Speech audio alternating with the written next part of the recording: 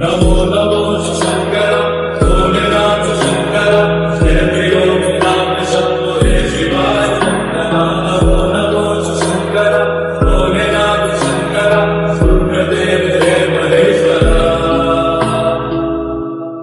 नमस्कार, मी डॉक्टर सुप्रिया सराटे आपल्या सर्वांचे माझ्या यूट्यूब चॅनल मध्ये स्वागत करते। श्रावण महिना आला आहे।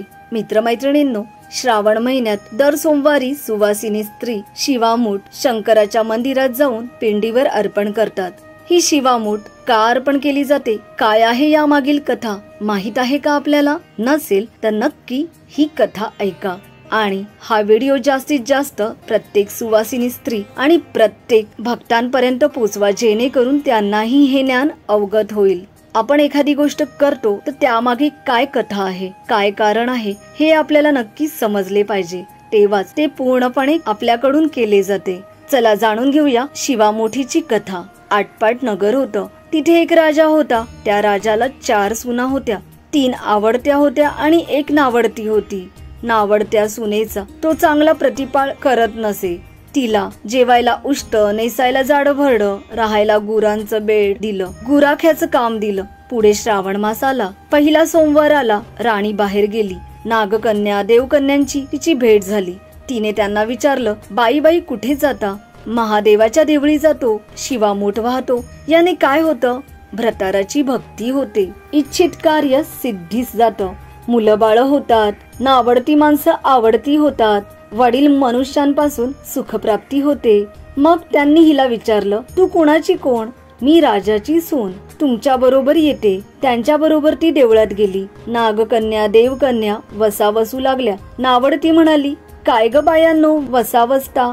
आम्ही शिवामोठीचा वसावसतो, त्या वशाला काय करावं? मूठ चिमूट तांदूळ घ्यावे, शिवराई सुपारी घ्यावी, गंध फूल घ्यावं, 2 बेलांची पानं घ्यावी, मनोभावे पूजा करावी, हाती तांदूळ घ्यावे आणि तोंडानं शिवा शिवा महादेवा, माझी शिवामूठ ईश्वरा देवा, सासू सासऱ्या दीरा भावा, नंदा जावा भ्रतारा, नावडती आहे ती आवडती कर रे देवा, असं म्हणून तांदूळ वाहावेत। संध्याकाळपर्यंत उपवास करावा, उष्टमाष्ट खाऊ नये, दिवसा निजू नये। उपवास नाही निभवला तर दूध प्यावं, संध्याकाळी अंघोळ करावी, देवाला बेल वाहावे आणि मुकाट्यानं जेवण करावं। हा वसा 5 वर्ष करावा। पहिल्या सोमवारी तांदूळ, दुसऱ्यास तीळ, तिसऱ्यास मूग, चौथ्यास जव आणि 5वा आला तर सातू शिवामुठी करता घेत जावे। पहिल्या सोमवारी सगळं साहित्य नागकन्या देवकन्यांनी दिलं आणि दुसऱ्या सोमवारी हिला घरून आणायला सांगितलं। त्या दिवशी हिनं मनोभावे पूजा केली, सारा दिवस उपवास केला।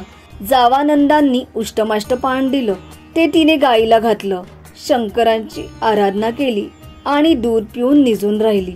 पुढं दुसरा सोमवार आला, नावडतीनं घरातून सर्व सामान मागून घेतलं। पुढं रानात जाऊन नागकन्यांबरोबर मनोभावे पूजा केली। शिवा शिवा महादेवा, माझी शिवामूठ ईश्वरा देवा, सासू सासऱ्या दीरा भावा, नंदा जावा भ्रतारा, नावडती आहे ती आवडती कर रे देवा, असं म्हणून तीळ वाहिले। सारा दिवस उपवास केला, शंकराला बेल वाहिले, दूध पिऊन निजून राहिली। संध्याकाळी सासऱ्याने विचारलं, तुझा देव कुठे आहे? नावडतीने उत्तर दिले, माझा देव फार लांब आहे, वाटा कठीण आहेत, काटे कुटे आहेत, साप वाघ आहेत, तिथे माझा देव आहे। पुढं तिसरा सोमवार आला, पूजेचं सामान घेतलं, देवाला जाऊ लागली। घरची माणसं मागे लागली, नावडते तुझा देव दाखव म्हणून म्हणू लागले।